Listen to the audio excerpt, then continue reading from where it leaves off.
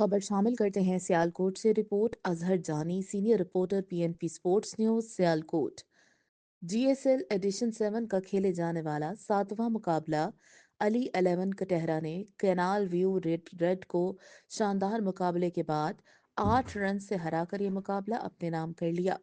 इस बड़े इवेंट में अपना शानदार आगाज कर दिया। पहले बल्लेबाजी करते हुए अली 11 कटहरा ने 139 रन का हदफ सेट किया, जिसमें शम्स की जानिब से शानदार बल्लेबाजी रही।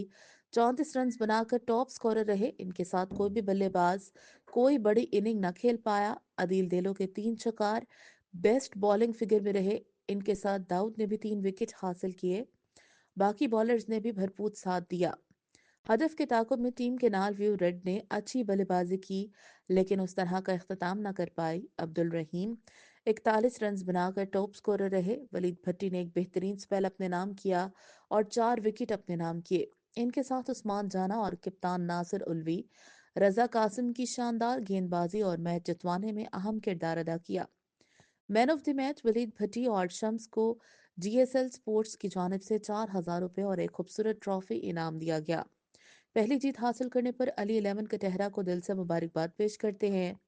Media partner PNP sports Sialkot.